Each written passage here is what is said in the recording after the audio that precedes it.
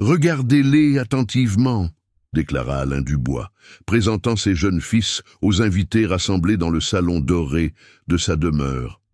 Benoît et Gabriel, âgés de 6 ans à peine, ne pouvaient distinguer l'assemblée qui gloussait discrètement.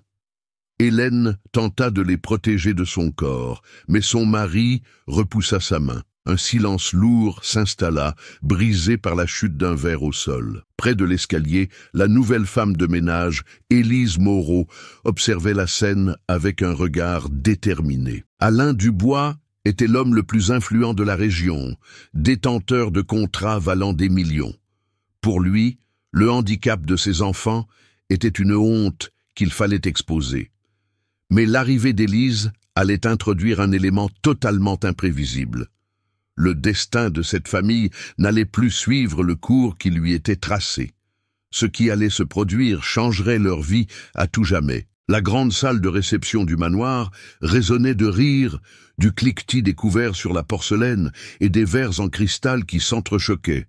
D'imposants lustres inondaient de lumière chaque recoin, faisant scintiller les visages satisfaits des hommes d'affaires, des politiciens et des figures mondaines venues profiter de l'opulence d'Alain Dubois. Il déambulait parmi eux, vêtu de son costume sombre, un sourire glacial aux lèvres, constamment entouré de regards flatteurs. Au centre de la fête, une estrade improvisée servait au discours et au spectacle privé de l'hôte. Alain n'avait aucune pudeur à transformer le moindre détail de sa vie en une occasion de se mettre en scène. Ce soir-là, cependant, sa vanité allait atteindre un degré de cruauté inégalé. « Mesdames et messieurs », annonça-t-il en frappant dans ses mains pour capter l'attention, « je souhaite vous présenter mes héritiers, mes jumeaux. » Tous les regards convergèrent. Hélène apparut, tenant Benoît et Gabriel par la main. Elle les guidait avec une infinie précaution. Les enfants gardaient les yeux fixés dans le vide, avançant à petits pas, comme si chaque mouvement était un défi. Le salon devint silencieux pendant quelques instants, jusqu'à ce qu'Alain s'avance et les tire brusquement par le bras. « Observez-les bien, dit-il d'un ton ironique. Les Dubois sont nés avec tout, sauf la vue. » Quelques invités ricanèrent. D'autres se mordirent les lèvres, n'osant pas montrer leur désapprobation. Les enfants se recroquevillèrent, cherchant à se dissimuler. Hélène sentit sa gorge se nouer, mais elle fut incapable d'intervenir. Ils ne voient absolument rien, pas même la fortune qui leur reviendra un jour. Alain leva les mains dans un geste théâtral. Imaginez un peu. Le destin d'un empire entre les mains de garçons qui ne peuvent même pas voir le visage de leur propre père. Un éclat de rire retentit au fond de la salle. Julien Bernard, l'associé d'Alain, hochait la tête comme s'il assistait à une comédie. Autour, des femmes élégantes chuchotaient derrière leurs éventails coûteux. L'atmosphère était empoisonnée par la méchanceté. Hélène tenta de protester. « Ça suffit, Alain, il ne mérite pas ça. » Mais il l'interrompit d'un geste sec. « Silence. C'est moi qui fais vivre cette maison. Ils doivent apprendre dès leur plus jeune âge ce que c'est que d'être un poids. » Les mots tombèrent comme des pierres. Benoît serra la main de sa mère. Gabriel, terrifié, se mordit la lèvre jusqu'au sang. Les deux enfants tremblaient. Sur l'escalier de service, Élise Moreau, la nouvelle employée, regardait. Fraîchement embauchée, elle n'avait même pas encore fini son premier mois. Son regard se fixa sur les jumeaux. Son cœur s'emballa. Elle reconnaissait cette peur, ce sentiment de vide. Madame Martine, la gouvernante plus ancienne, s'approcha d'elle. « Ne vous en mêlez pas, ce n'est pas le rôle d'une domestique de donner son avis ici. » Élise baissa la tête mais sans détourner le regard. Alain ordonna aux garçons de faire face à l'assemblée.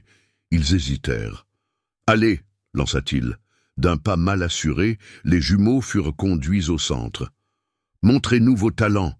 se moqua leur père. « Chantez quelque chose, récitez n'importe quoi, ou restez simplement plantés là comme des poupées sans intérêt. » Le salon explosa de rires étouffés. Le tintement des verres portés en un toast accentuait le malaise de la scène.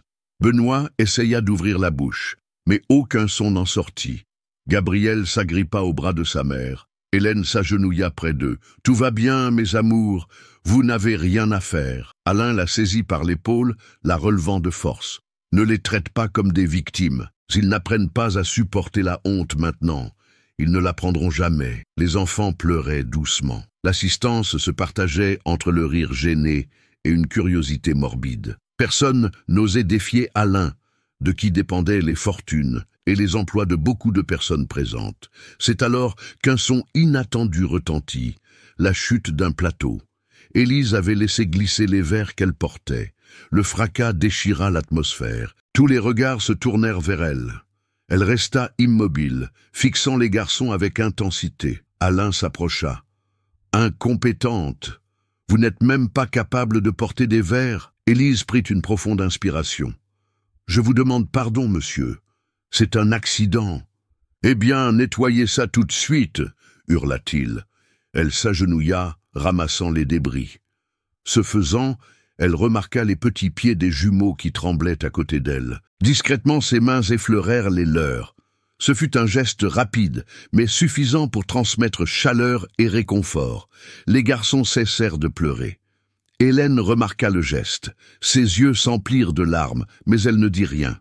Alain reprit son discours. « Voyez-vous, mes amis, même une femme de ménage se ressaisit mieux que mes fils aveugles. C'est risible. » Les rires reprirent de plus belle. Julien Bernard faillit s'étouffer avec son vin tant il riait. Le salon se transformait en une cour des miracles où la moquerie était reine. Une journaliste, Claire Lambert, prenait discrètement des notes sur son carnet. Elle observait chaque détail. Elle ne semblait pas rire. Elle ne faisait qu'enregistrer. Pendant ce temps, Serge, le chef de la sécurité, observait depuis un coin. Il savait qu'Alain aimait l'excès, mais cela dépassait les bornes. Pourtant, il resta silencieux.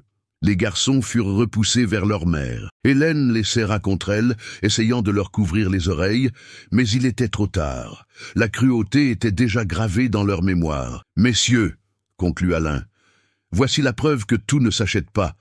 Pas même des yeux pour ses héritiers. Mais ne vous inquiétez pas, tant que je serai en vie. C'est moi qui commande. » Des applaudissements forcés emplirent la salle. Le spectacle de l'humiliation était terminé. Hélène sortit précipitamment, emmenant ses fils hors du salon. Derrière elle, elle entendait des chuchotements.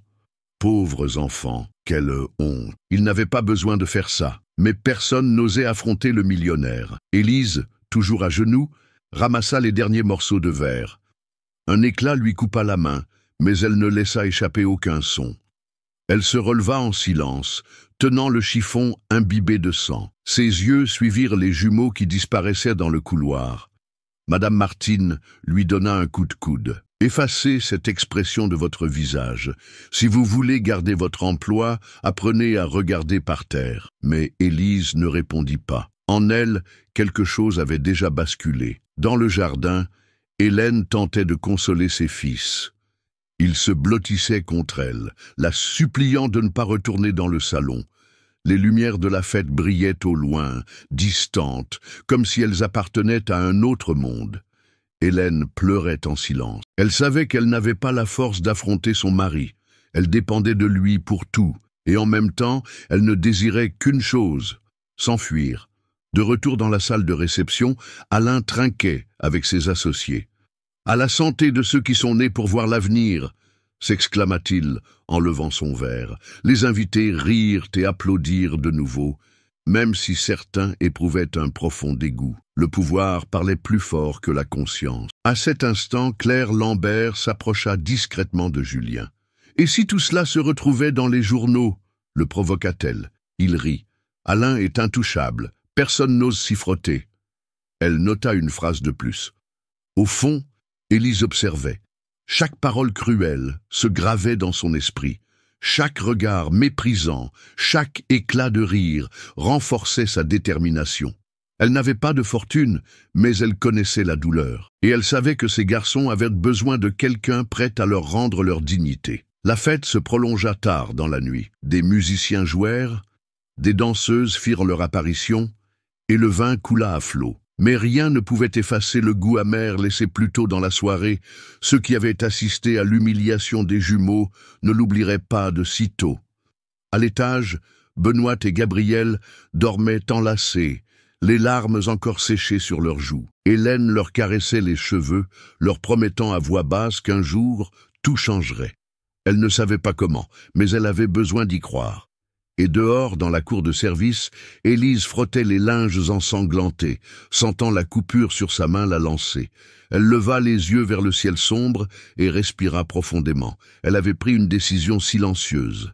Même sans savoir ce que cela lui coûterait, elle ne permettrait pas que ses enfants vivent uniquement d'humiliation. Ce soir-là, l'injustice avait été semée devant des dizaines de témoins, et en même temps, une graine de changement commençait à germer. Le lendemain matin se leva sur le silence pesant des couloirs du manoir. Les vestiges de la fête étaient encore visibles.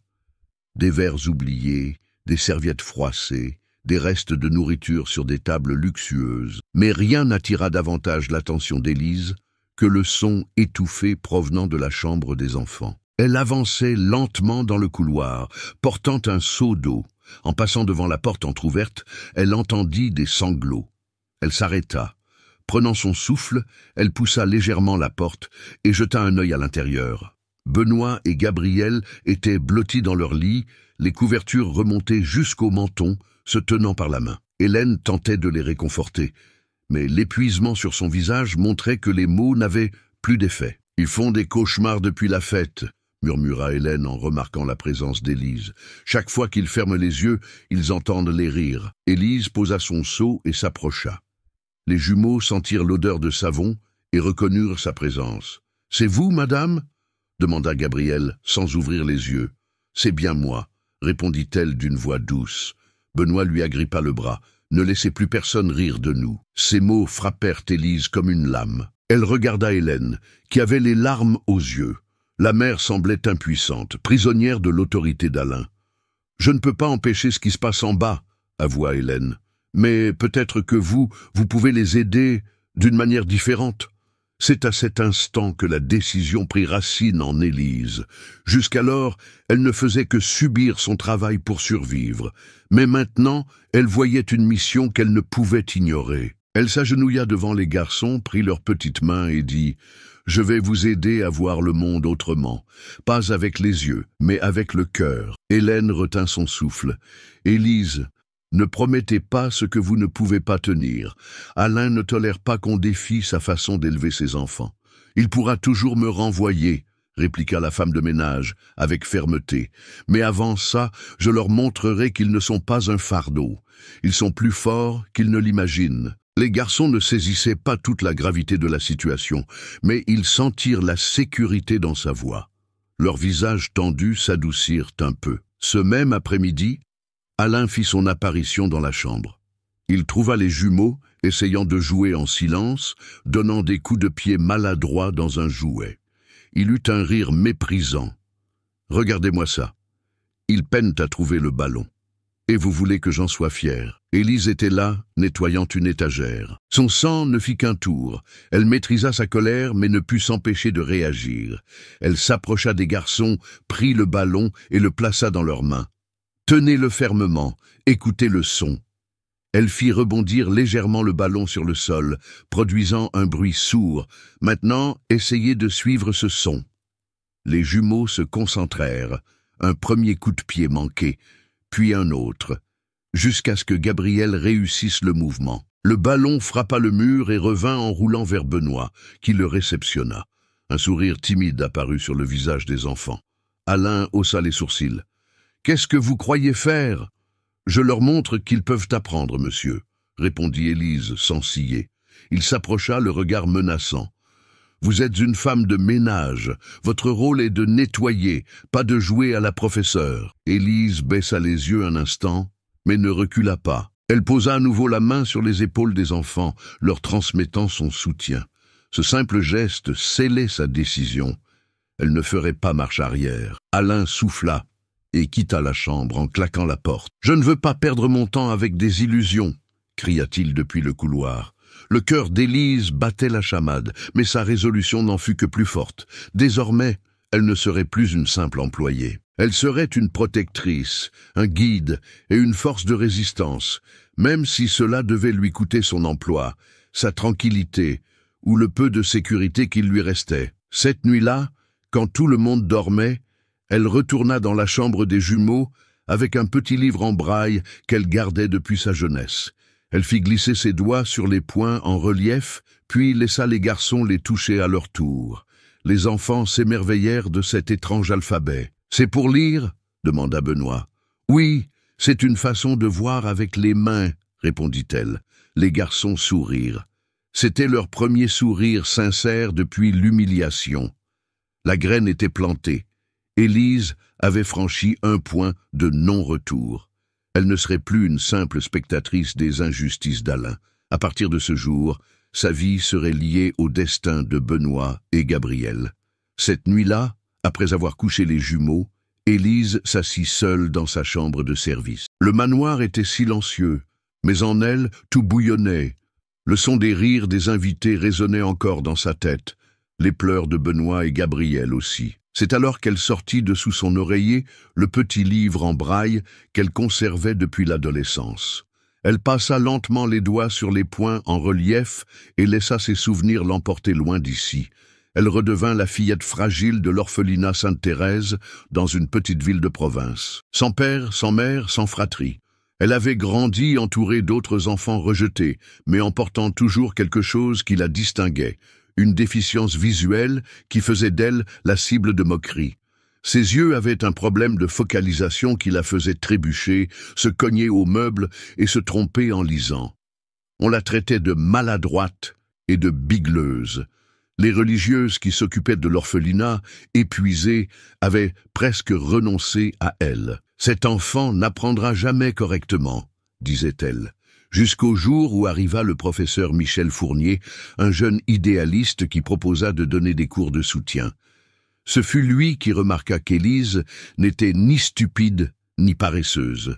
Elle avait simplement besoin d'une autre méthode. Michel apporta des livres en braille à l'orphelinat. Il montra aux enfants que la lecture pouvait se faire avec les doigts, pas seulement avec les yeux. Élise fut immédiatement captivée. Elle passait des heures à glisser ses mains sur les points, essayant de déchiffrer chaque mot. Ses efforts constants commencèrent à changer sa vie. Alors que beaucoup abandonnaient, elle persévérait. Un événement marqua son enfance à jamais.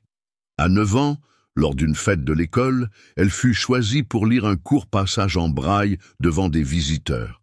Elle était nerveuse, craignant de se tromper et d'être ridiculisée. Certains camarades riaient avant même qu'elle ne commence. Mais Michel était à ses côtés, l'encourageant. « Fais confiance à tes doigts, Élise. Tu peux le faire. » Elle prit une profonde inspiration et lut à voix haute, sans bégayer. La salle entière se tut. Pour la première fois, elle ne fut pas la cible de rires, mais d'applaudissements sincères. À cet instant, elle comprit qu'elle n'était pas incapable. Elle devait juste y croire et se battre plus que les autres. Depuis ce jour, le livre qu'elle avait utilisé pour cette lecture était devenu son symbole. Même après qu'une partie de sa vision se soit améliorée grâce à un traitement peu coûteux offert par un hôpital, elle n'abandonna jamais le braille.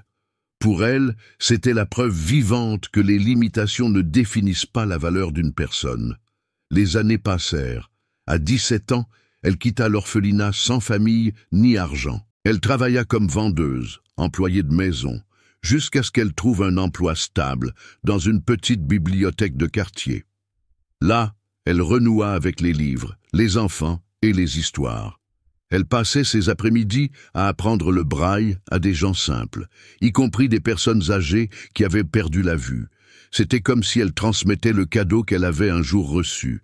Mais la vie ne fut pas généreuse bien longtemps. La bibliothèque ferma faute de subventions, et Élise dut chercher du travail dans des maisons privées. Elle déménagea dans la grande ville où chaque opportunité semblait s'accompagner d'humiliation. De nombreuses patronnes la traitaient comme si elle était invisible. C'est au cours de cette quête qu'elle arriva au manoir des Dubois. Une agence de placement l'avait recommandée comme femme de ménage, et elle accepta sans hésiter. Elle ne savait pas qu'elle y retrouverait son passé sous la forme de 2 enfants, Benoît et Gabriel. Leur cécité réveilla en elle la même douleur qu'elle avait autrefois portée. Ce soir-là, en caressant son livre en braille, elle se souvint de la promesse silencieuse qu'elle s'était faite enfant, ne jamais laisser quelqu'un être écrasé par ses propres limites. Michel l'avait fait pour elle. C'était maintenant à son tour de rendre l'appareil. Un autre souvenir puissant lui revint en mémoire. Elle avait 14 ans lorsqu'elle avait tenté de fuir l'orphelinat, lasse d'être un objet de moquerie. Elle avait marché seule dans la rue sombre, trébuchant sur les pierres, sans but. C'est Michel qui l'avait retrouvée. Il ne lui avait pas crié dessus, ne l'avait pas réprimandée. Il avait simplement posé son manteau sur ses épaules et lui avait dit « Si tu fuis les problèmes, ils gagnent. Si tu les affrontes, c'est toi qui gagnes. » Ces mots lui revenaient maintenant, comme si le professeur était encore là pour la guider. Élise essuya ses larmes et sourit. Le destin l'avait menée à ses jumeaux pour une raison. Elle ne croyait pas aux coïncidences. Peut-être que la vie avait préparé précisément cette rencontre. Une femme marquée par l'exclusion et 2 enfants destinés à la même douleur. Elle ferma le livre et le rangea à nouveau sous son oreiller. Au fond de son cœur, elle savait que ce souvenir n'était pas seulement une réminiscence, mais un appel. Si un jour Michel l'avait sauvée de la honte, c'était maintenant à son tour de sauver Benoît et Gabriel. En éteignant la bougie de sa chambre, elle fit une prière silencieuse. « Seigneur, donnez-moi la force d'affronter Alain et de montrer au monde que ces garçons valent plus que tout l'or de cette maison. » La flamme s'éteignit, mais en elle, une lumière plus grande commençait à briller. Le passé qui l'avait blessée était aussi la source du courage dont elle aurait besoin désormais. En se couchant, elle ne trouva pas le sommeil tout de suite. Les images de l'orphelinat, des enfants qui se moquaient d'elle, de ses mains glissant sur les poings en relief, tout revenait comme si c'était hier. Mais avec ces souvenirs venait aussi celui de Michel, du premier applaudissement sincère, du manteau sur ses épaules dans la rue sombre. Ces mémoires étaient son armure. Le lendemain matin, elle se leva avec une certitude renouvelée. Elle n'était pas seulement au manoir pour nettoyer les vitres et laver les sols. Elle était là pour se battre pour 2 vies qui avaient encore une chance de croire en elles-mêmes. Et, rangé dans sa modeste chambre, le petit livre en braille serait le symbole qui lui rappellerait d'où elle venait et pourquoi elle ne pouvait pas abandonner. Les matinées au manoir Dubois étaient rythmées par le bruit des verres en cristal, les pas pressés des employés et les ordres secs d'Alain qui résonnaient dans les couloirs. Élise profitait de chaque instant de libre pour se rapprocher des jumeaux. Elle remarqua vite que Benoît était plus agité, agitant constamment les jambes, tandis que Gabriel était plus introverti, préférant rester calme et écouter chaque son environnant. La première étape fut de gagner leur confiance. Elles s'asseyaient par terre dans leur chambre avec une boîte d'objets simples, une cuillère en métal, un sifflet, un morceau de bois. Elle tapait chacun d'eux sur le sol et leur demandait de deviner le son. Les garçons riaient quand ils trouvaient et redoublèrent d'efforts quand ils se trompaient. Peu à peu, ils commencèrent à attendre ces moments avec impatience. Hélène observait en silence, émue. « Ils semblent différents quand ils sont avec vous, plus vivants. »« Dès que c'est parce que quelqu'un croit enfin en eux, » répondit simplement Élise. Mais ce travail devait se faire en secret. Alain avait été clair. Il ne voulait pas de perte de temps avec des illusions. Élise organisait donc ses séances pendant les absences de son patron pour des voyages d'affaires. Un après-midi, alors qu'elle apprenait aux garçons à identifier des pas par leur son, Madame Martine apparut à la porte, bras croisés, mine sévère. « Qu'est-ce que vous croyez faire? Vous allez leur remplir la tête de sottises ?»« Je ne fais que jouer avec eux, » répondit Élise, en gardant son calme. « Des jeux inutiles, » grommela la gouvernante. « Quand Monsieur Dubois l'apprendra, vous serez à la porte. » Élise ne se laissa pas démonter. « Je préfère partir en sachant que j'ai essayé, plutôt que de rester là à regarder leur souffrance. » Madame Martine leva les yeux au ciel et s'en alla. Mais l'avertissement était clair. Le moindre faux pas pourrait lui coûter cher. La même semaine, Élise se renseigna. Elle parla à une enseignante de l'école pour aveugles du quartier voisin. Elle demanda des livres, des alphabets en braille, des conseils d'exercice. Elle emprunta du matériel simple, cachant tout dans son sac pour ne pas éveiller les soupçons. Les soirées se transformèrent en leçons discrètes. Elle utilisait des haricots pour former des lettres sur la table et laissait les garçons les identifier avec leurs doigts. Elle créait de courtes chansons pour leur apprendre les directions, comme un pas en avant, un pas en arrière. Plus ils apprenaient, plus leur visage s'illuminait. Un jour, Benoît réussit à identifier la voix d'Hélène parmi plusieurs personnes. Il sourit fièrement. Gabriel, de son côté, reconnut un objet par sa forme, en le touchant à peine. Ces petits progrès remplissaient Élise d'espoir. Hélène pleura en voyant cela. Ils le peuvent vraiment. Ils l'ont toujours pu, dit Élise. Il leur fallait juste quelqu'un pour leur montrer comment. Mais tout n'était pas si simple. Alain commença à se méfier. Pourquoi ces enfants semblent-ils si agités ces derniers temps ? Demanda-t-il à sa femme pendant le dîner. Ce sont juste des enfants qui grandissent, répondit Hélène pour détourner son attention, le cœur battant. Élise savait que le temps jouait contre elle. Elle avait besoin de preuves plus solides avant qu'Alain ne détruise tout. Un matin, elle décida d'emmener discrètement les garçons dans le jardin. L'espace était vaste, rempli de sentiers de pierre et d'arbres. Elle accrocha des clochettes à quelques branches basses. « Suivez le son, chaque tintement vous guidera. » Les jumeaux hésitèrent, puis commencèrent à marcher en suivant le bruit des clochettes. Ils trébuchèrent quelquefois, mais se relevèrent en riant. Le sentiment de liberté les gagnait. Sauf que Serge, le chef de la sécurité, les aperçut. « Qu'est-ce que ça veut dire, des enfants qui courent sans voir? Vous voulez qu'ils se blessent ? » « Je leur apprends à faire confiance à leurs autres sens, » expliqua Élise. « Expliquez ça au patron, alors. » Serge s'éloigna en secouant la tête. Le risque augmentait. Mais avec lui, la confiance des jumeaux grandissait aussi. Chaque petite victoire les encourageait à demander plus. « Apprends-nous autre chose, Élise. » On ne veut pas s'arrêter. Elle se mit à travailler 2 fois plus. Le jour, elle nettoyait les sols et les meubles. La nuit, elle préparait des exercices. Le livre en braille lui servait de guide. Le contact des doigts des garçons sur ces pages était comme un écho de son propre passé. Un moment décisif survint lorsque Gabriel, autrefois si silencieux, demanda à essayer de lire un mot seul. Ses doigts se déplacèrent lentement sur les points. A, M, O, U, R. « C'est ça !» s'exclama Élise, émue. « Tu as lu Amour !» Hélène fondit en larmes. Elle n'avait jamais imaginé entendre son fils prononcer un mot aussi symbolique à partir d'un livre. Mais l'obstacle final restait Alain.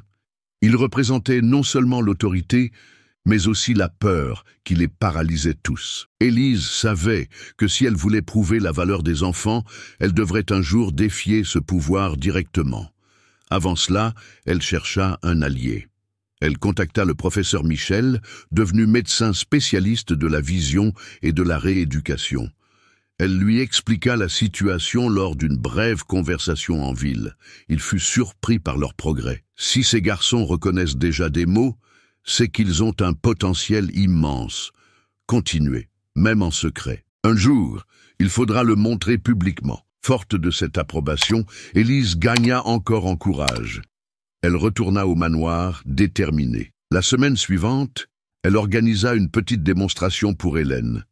Elle plaça plusieurs objets sur la table, une cuillère, une clé, un livre. Elle demanda aux garçons de les identifier uniquement par le toucher.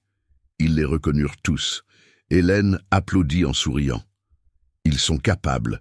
Si seulement Alain voyait ça, il ne croira pas aux mots. Il devra le voir de ses propres yeux, répondit Élise. La préparation était en cours. Chaque geste, chaque leçon était comme l'assemblage d'un puzzle qui serait un jour révélé à tous. Cependant, la pression montait. Madame Martine continuait de surveiller de près. Julien Bernard, l'associé d'Alain, faisait des plaisanteries déplacées chaque fois qu'il voyait les jumeaux. Et Serge, bien que silencieux, semblait prêt à dénoncer le moindre écart. Malgré tout, rien ne la faisait reculer. Le symbole qu'elle gardait sous son oreiller lui rappelait d'où elle venait, et le sourire des garçons lui montrait où elle devait aller. Les semaines qui suivirent furent un entraînement intense. Benoît apprit à identifier les directions au son des claquements de mains. Gabriel mémorisa les lettres en braille avec une rapidité impressionnante. Ensemble, ils inventèrent un jeu où chaque réussite était célébrée comme une victoire. Hélène, autrefois apathique, se remit à rêver. Un jour, ils montreront à leur père qui ils sont vraiment. Ce jour viendra, assura Élise avec fermeté. Et tandis que le soleil se couchait sur les murs du manoir, elle le savait.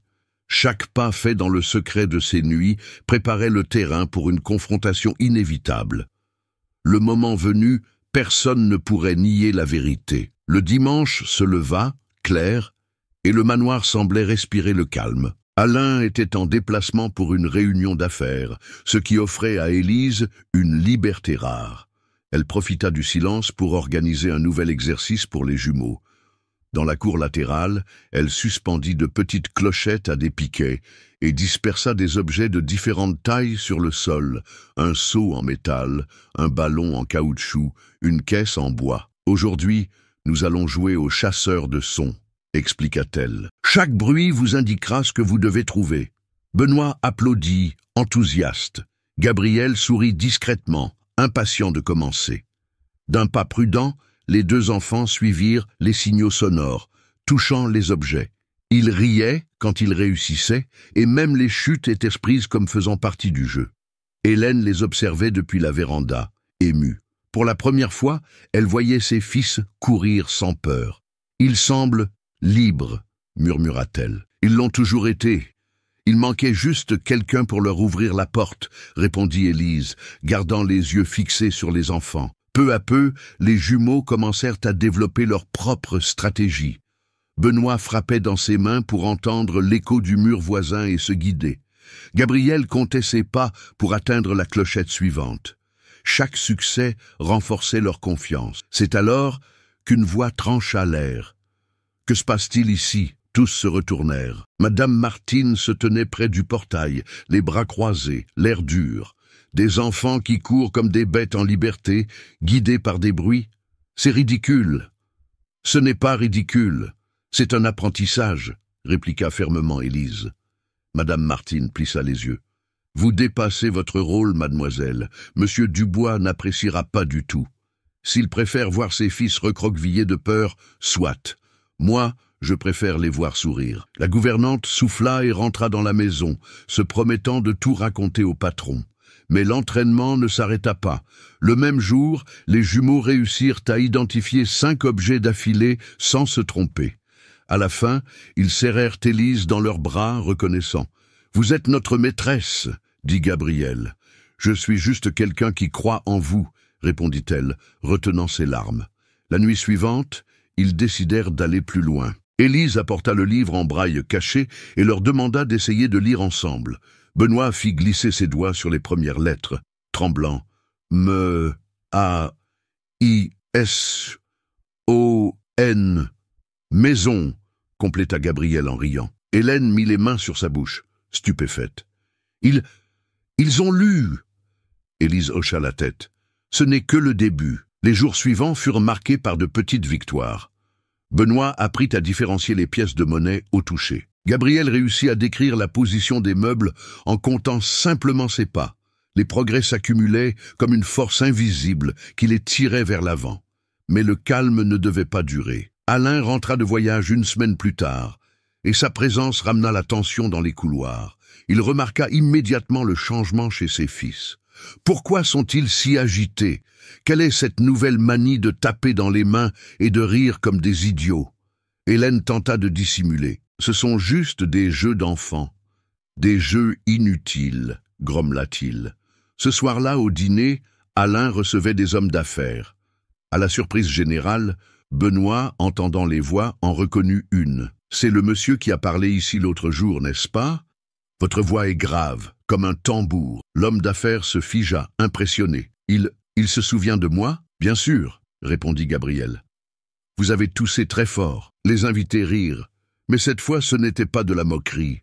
C'était un rire de surprise sincère. La curiosité s'empara de la salle, et l'on observait les jumeaux comme s'ils étaient un phénomène rare. Alain sentit le poids des regards. C'est une coïncidence. N'allez pas croire que ça signifie quelque chose. Mais le doute était semé. Plus tard, dans son bureau, il interpella Hélène avec irritation. « Ces enfants sont différents. Je veux savoir ce qui se passe. » Elle hésita. « C'est peut-être juste la croissance. » Alain frappa sur la table. « Ne me mens pas, quelqu'un leur met des idées en tête. » Il soupçonnait Élise, mais n'avait pas encore de preuves. Il décida d'attendre. Pendant ce temps, les commentaires des invités commencèrent à circuler. Certains disaient avoir vu Benoît compter ses pas jusqu'à une chaise. D'autres juraient que Gabriel lisait des mots en braille. La rumeur se propageait, transformant l'ancienne moquerie en curiosité. La semaine suivante, Claire Lambert, la journaliste, appela au manoir pour demander une interview. Elle voulait en savoir plus sur les progrès inattendus des jumeaux Dubois. Alain refusa immédiatement, mais l'inquiétude grandissait en lui. Élise sentait le changement dans l'air. Les gens qui riaient autrefois chuchotaient maintenant. Certaines employées se mirent à la traiter avec plus de respect. D'autres la regardaient avec envie, craignant pour leur propre place. Un moment marquant eut lieu un après-midi de pluie. Le son des gouttes sur le toit résonnait dans les couloirs. Élise en profita pour apprendre aux garçons à compter les rythmes de la pluie. Ils transformèrent l'orage en musique, frappant des mains en cadence. Leur joie était contagieuse. Soudain, ils entendirent des pas lourds. Alain ouvrit la porte et les surprit. Les garçons riant, Élise applaudissant avec eux. « C'était donc ça !» cria-t-il. « Vous leur remplissez la tête de vos singeries !» Hélène accourut pour s'interposer. « Alain, s'il te plaît, tais-toi !» l'interrompit-il. Il s'approcha d'Élise, les yeux chargés de fureur. « Vous n'êtes qu'une femme de ménage. Souvenez-vous de votre place. Si vous recommencez, vous êtes à la porte. » Le silence s'installa. Les jumeaux s'agrippèrent à ses bras, en pleurs. Mais Élise ne recula pas. Elle posa simplement la main sur les épaules des garçons et répondit calmement « Je ne leur enlève rien. Je leur rends ce que vous vous obstinez à leur refuser, la dignité. » Alain respira profondément, maîtrisant sa colère. Il sortit en claquant la porte, mais son regard signifiait clairement qu'il ne laisserait pas passer ça. Ce soir-là, les garçons demandèrent à Élise « Tu vas nous abandonner ?» Elle sourit, leur caressant les cheveux. « Jamais. Tant que je serai là, personne n'effacera ce que vous avez déjà appris. » C'était un pacte silencieux, et chaque jour, la ligne entre le courage et le danger devenait plus mince. Les progrès des jumeaux ne pouvaient plus être cachés. Les employés en parlaient, les invités le remarquaient. La curiosité grandissait comme une vague qui, tôt ou tard, se retournerait contre Alain lui-même. La petite victoire de voir les garçons reconnaître des voix et lire des mots simples n'était qu'un début. Mais avec elle venait aussi la certitude que le millionnaire ne resterait pas les bras croisés. Le prochain obstacle serait encore plus grand. Le manoir était de nouveau en fête.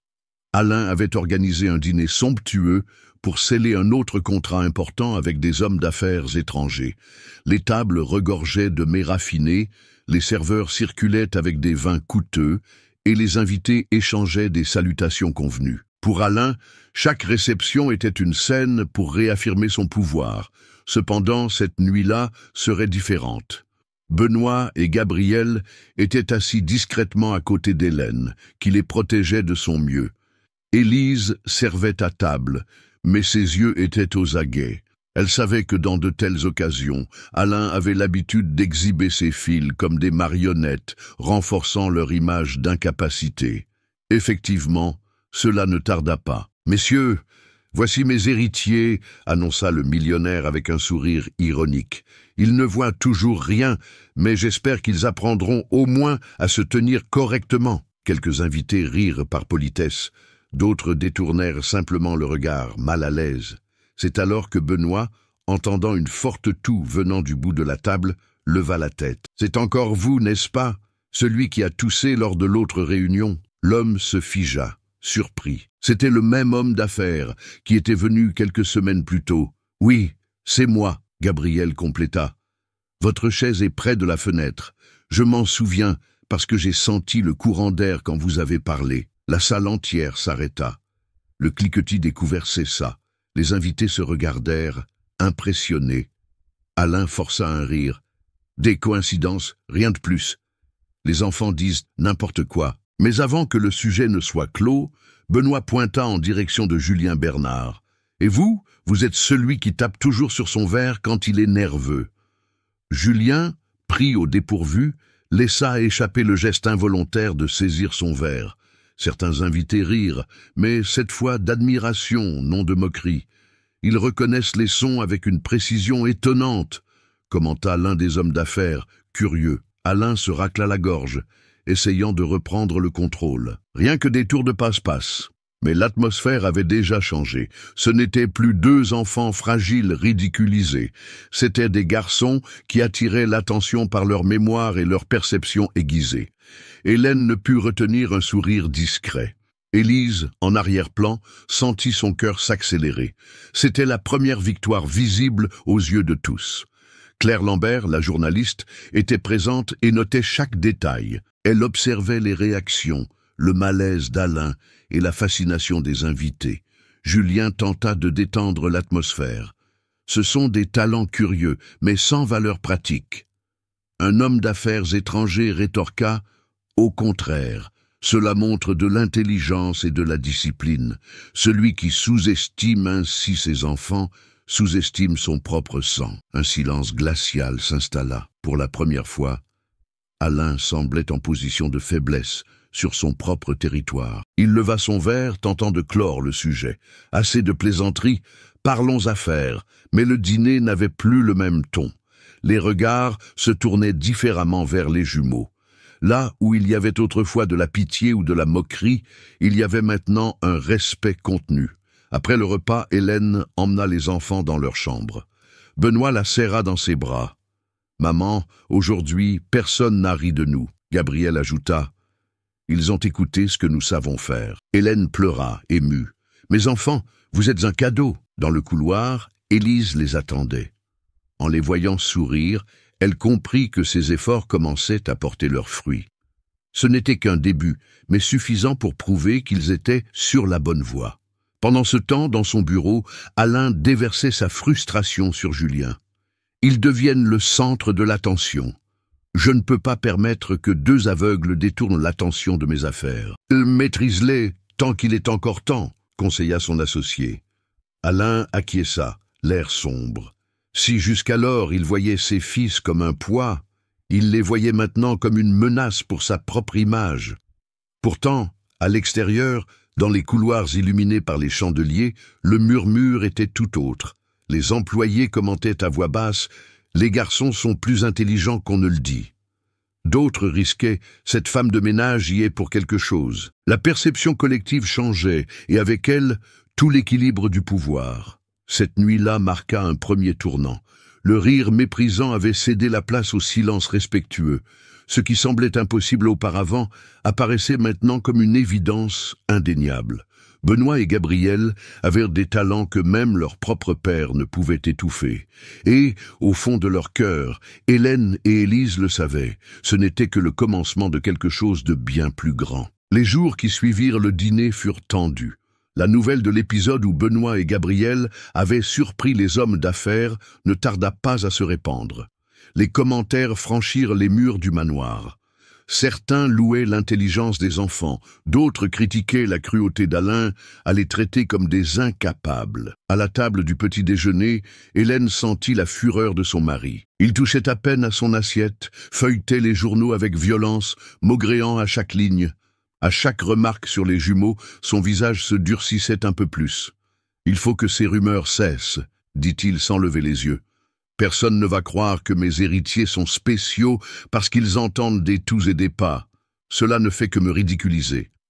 Hélène tenta de répondre, mais il la fit taire d'un geste sec. Quelques heures plus tard, il réunit tous les employés dans le salon. Debout devant eux, sa voix résonnait, dure.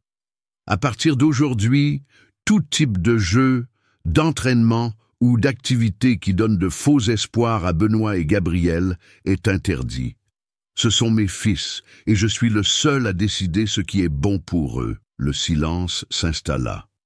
Élise garda les yeux baissés, mais son cœur battait de rage. Madame Martine, à côté, hocha la tête avec satisfaction, comme pour confirmer tout ce qu'elle soupçonnait déjà.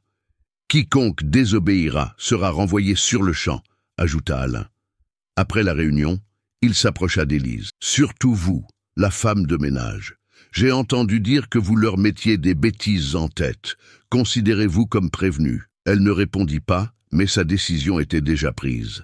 Elle continuerait. Cette nuit-là, Hélène entra dans la chambre de ses fils et y trouva Élise, leur apprenant à voix basse des mots en braille avec des haricots alignés sur la table.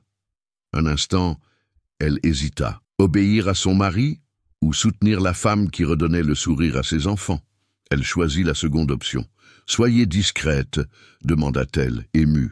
« Je ne pourrai pas vous protéger si Alain le découvre. »« Je n'ai pas besoin de protection », répondit Élise. « J'ai juste besoin de temps. » Pendant ce temps, l'étau se resserrait. Julien Bernard, inquiet pour l'image de son associé, suggéra des mesures plus strictes. « Si le public commence à sympathiser avec ses enfants, ton autorité pourrait s'affaiblir. Nous devons montrer de la fermeté. » Alain approuva. Il ordonna à Serge de redoubler de surveillance sur les jumeaux. Les portes furent désormais verrouillées, les sorties au jardin interdites.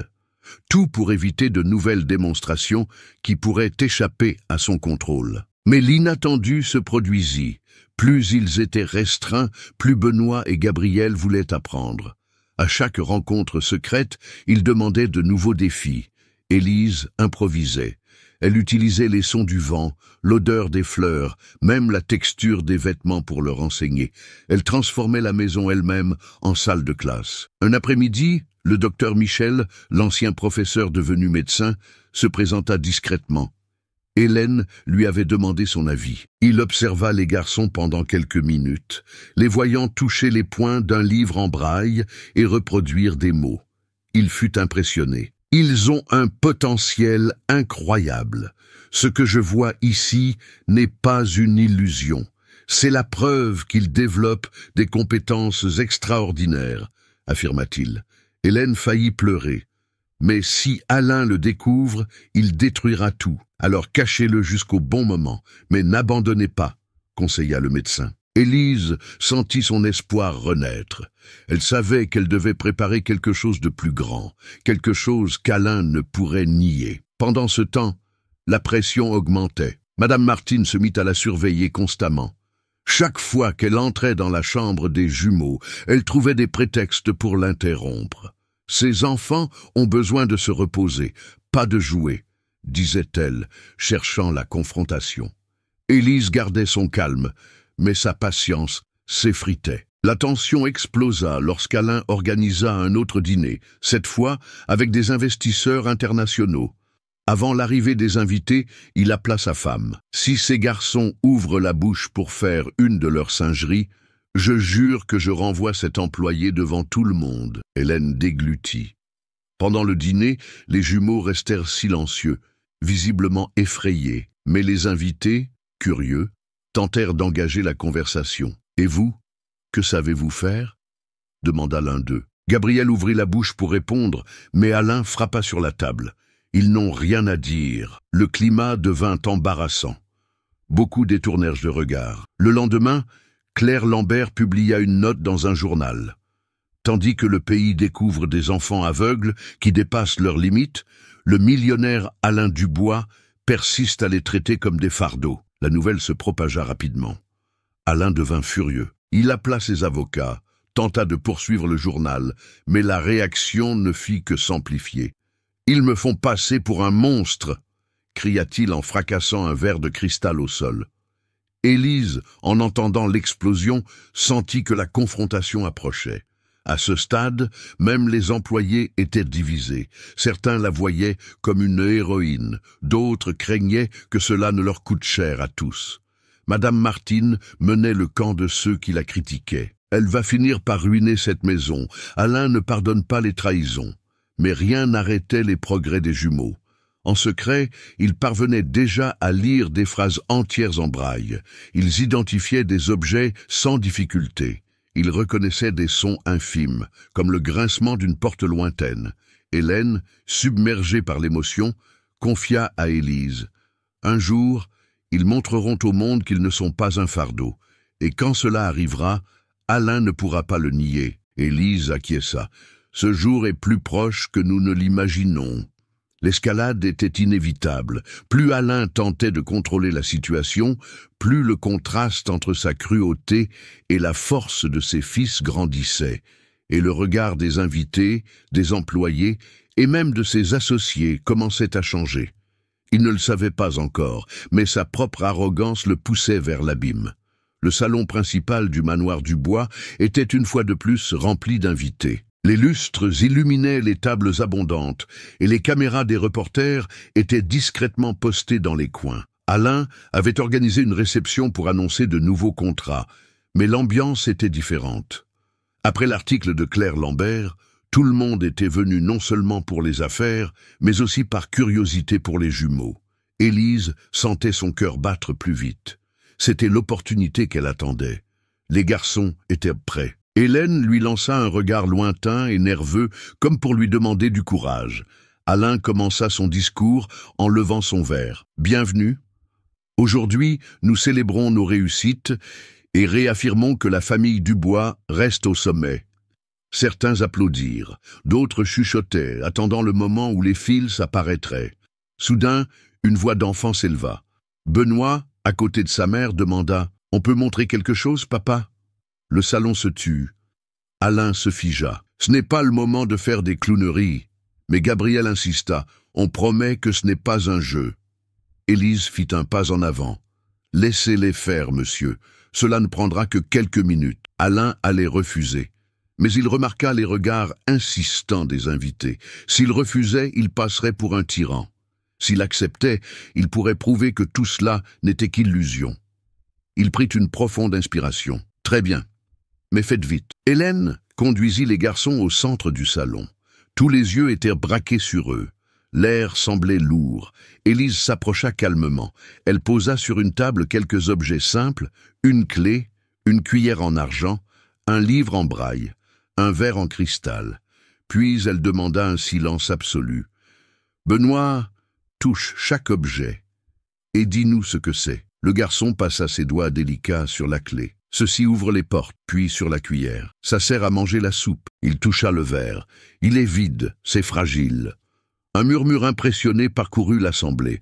Gabriel s'approcha du livre. Ses doigts glissèrent sur les premières lignes. Il lut lentement, mais sans hésitation. Amour et fort se marre. Chaîne en sème bleu. Un silence pesant envahit le salon. Pas un rire, pas un commentaire. Juste des regards fixés sur les garçons. Claire Lambert notait chaque détail, presque sans cligner des yeux. Alain tenta de forcer un rire. N'importe qui peut mémoriser des mots. Élise ne se démonta pas. Elle prit une feuille blanche, y inscrivit rapidement quelque chose en braille et la plaça devant Gabriel. « Lis ça, si tu peux. » Il respira profondément et parcourut les points. « Lu, pour la se. » Un soupir collectif retentit. Il n'y avait aucun doute. Ce n'était pas appris par cœur. C'était une véritable lecture. Un des hommes d'affaires se leva. « Extraordinaire. Je n'ai jamais vu ça chez des enfants si jeunes. » Un autre ajouta. « Cela demande de l'entraînement, de la discipline. C'est une preuve évidente d'intelligence. » Alain pâlit.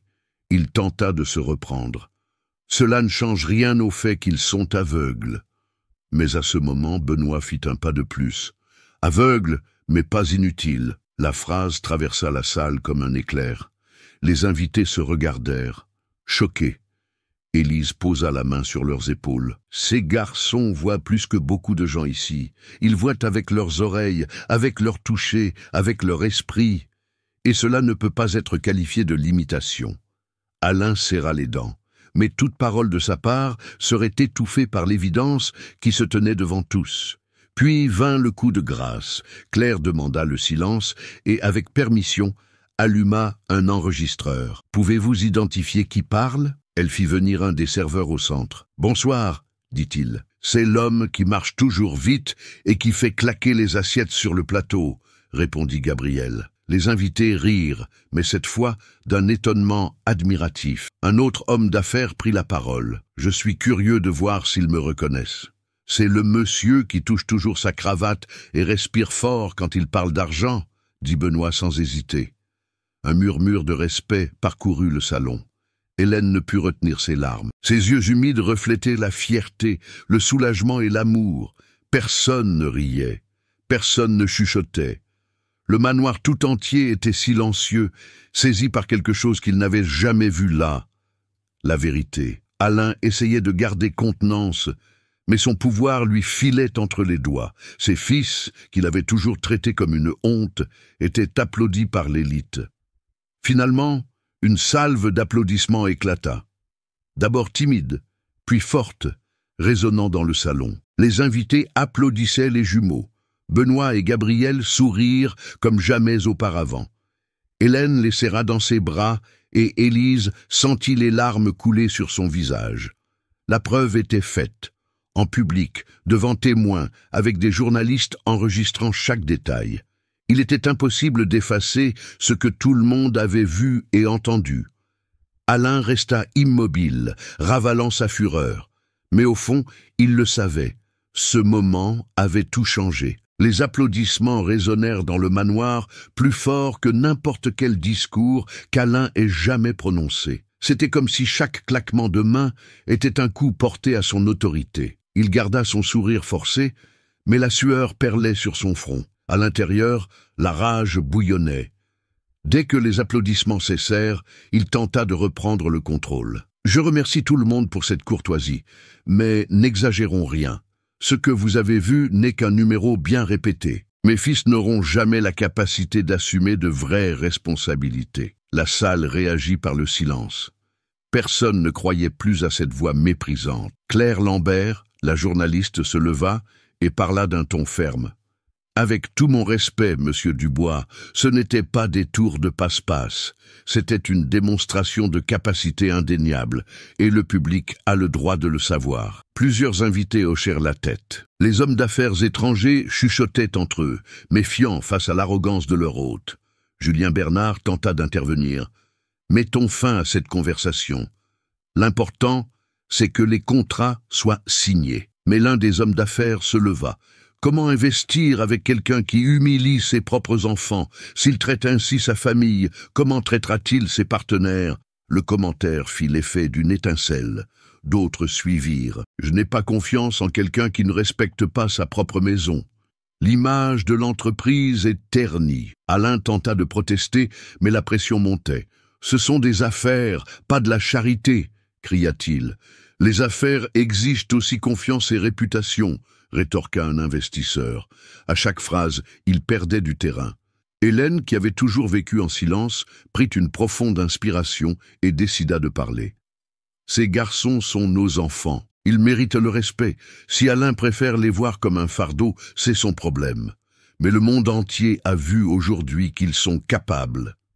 La salle l'applaudit à son tour. Alain sentit le sol se dérober sous ses pieds. Son regard hautain se mua en désespoir. Bruna Costa, une avocate d'affaires présente, s'approcha discrètement de quelques investisseurs. La clause des contrats permet une rupture immédiate en cas d'atteinte à l'image. Croyez-moi, cette situation est amplement suffisante. Rapidement, 3 hommes d'affaires annoncèrent qu'ils se retirèrent des négociations. D'autres suivirent leur exemple. La fortune qu'Alain avait tant étalée commençait à s'effondrer sous les yeux de tous. Il frappa sur la table. « Vous ne pouvez pas faire ça. J'ai besoin de vous pour développer mes affaires. » « Nous n'avons pas besoin de quelqu'un qui ne respecte même pas ses propres enfants, » répondit fermement l'un des investisseurs. Les caméras enregistraient chaque mot. Le lendemain, tout serait dans les journaux et diffusé à la télévision. Alain chercha du soutien du regard. Julien détourna les yeux. Madame Martine, gênée, recula. Même Serge, le chef de la sécurité, gardait la tête basse. Il était seul. Benoît, sentant la tension, dit d'une voix claire « Nous ne voulons être une honte pour personne, nous voulons juste vivre avec dignité. » Le silence qui suivit fut dévastateur. Alain chancela, ne sachant que répondre. Le masque du millionnaire impitoyable était brisé. Ses fils, autrefois traités comme des fardeaux, étaient maintenant vus comme des symboles de résilience. Et lui, qui se considérait comme un géant, n'était qu'un homme minuscule aux yeux de tous. Le coup de grâce vint de Claire. L'histoire est déjà écrite. À partir d'aujourd'hui, on ne se souviendra pas de vous pour vos contrats, mais pour la façon dont vous avez traité vos enfants. Les mots tombèrent comme une sentence. Certains invités commencèrent à se lever, prêts à partir. D'autres s'approchèrent d'Hélène et des enfants, leur offrant leur soutien, des mots gentils. Élise reçut des étreintes discrètes, reconnue comme la responsable de cette transformation. Alain, désespéré, tenta de saisir son verre pour un dernier toast, mais personne ne leva le sien. Il était vaincu. Cette nuit-là, l'Empire du Bois subit sa plus grande fissure. Le prestige, bâti pendant des décennies, fut anéanti en quelques minutes par l'arrogance d'un homme incapable d'aimer. Tandis que les invités se retiraient, Alain resta immobile, regardant le vide. Hélène sortit aux côtés de ses fils, la tête haute. Élise marchait derrière eux, tenant son livre en braille comme un trophée invisible. À la porte, Claire commenta à un confrère. Ce soir, ce n'était pas juste une fête, c'était la chute d'un empire. Le salon, autrefois rempli de flatteries, ne résonnait plus que du son des portes qui se fermaient. Et au centre, seul, se tenait Alain Dubois, ressentant pour la première fois le poids d'une humiliation publique qu'il ne pourrait jamais effacer. L'aube tomba lourdement sur le manoir. Après le départ des dernières voitures, le silence apporta avec lui un sentiment de faim.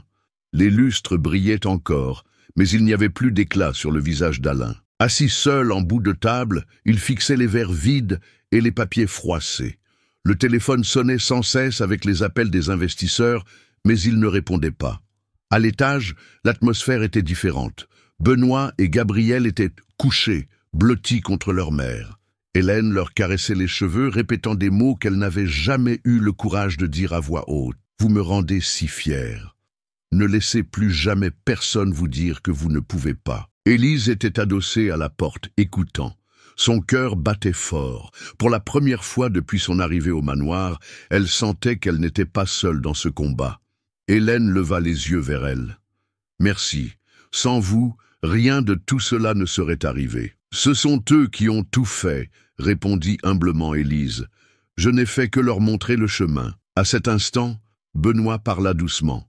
« Ne pars pas, Élise. » Gabriel répéta « Reste avec nous. » Ces mots emplirent la pièce d'émotion. Hélène sourit à travers ses larmes. « Vous l'avez déjà conquise, mes enfants. Elle n'ira nulle part. » Le lendemain matin, Alain monta lentement les escaliers, les yeux rouges de colère et de fatigue. Il trouva sa femme et ses fils ensemble, et pour la première fois, sa voix n'avait plus d'autorité. Il parla avec difficulté. « J'ai eu tort. » Personne ne répondit. Le silence fut plus dur que n'importe quel mot. Il tenta de s'approcher. « Je veux une seconde chance. » Hélène leva la main, l'empêchant d'avancer. « Ce ne sera pas si simple. Tu nous as exposés, humiliés, rabaissés. Si tu veux regagner notre confiance, tu devras le prouver par des actes. Et avant tout, tu devras respecter tes fils. » Alain baissa la tête. Il n'avait jamais entendu sa femme parler avec une telle fermeté. Benoît et Gabriel ne le prirent pas dans leurs bras. Ils restèrent silencieux, observants. C'était comme s'ils attendaient que le temps leur montre si ce changement était réel ou juste un autre masque. Élise resta en retrait, mais elle savait que ce moment était décisif. Dans les jours qui suivirent, la routine de la maison changea. Alain cessa d'organiser des fêtes et se cacha dans son bureau. De nombreux contrats furent annulés. Son arrogance avait perdu du terrain. En revanche, l'éclat des jumeaux grandissait. Ils lisaient de nouveaux mots, exploraient le jardin, discutaient avec des visiteurs qui venaient spécialement pour les rencontrer. Un après-midi, Hélène réunit la famille sur la véranda. « Si nous devons reconstruire notre vie, ce sera de la bonne manière, avec respect et dignité. Élise restera avec nous, non pas comme une employée, mais comme un membre de la famille. » Alain ne protesta pas. Il se contenta d'acquiescer, ravalant sa fierté. Élise tenta de refuser. « Je n'ai besoin de rien d'autre que de les voir heureux. » Mais Hélène insista. « Vous avez déjà donné plus que vous ne le pouviez. C'est maintenant à notre tour de vous le rendre. » Benoît et Gabriel explosèrent de joie. « Elle est notre maîtresse pour toujours, » dirent-ils en chœur.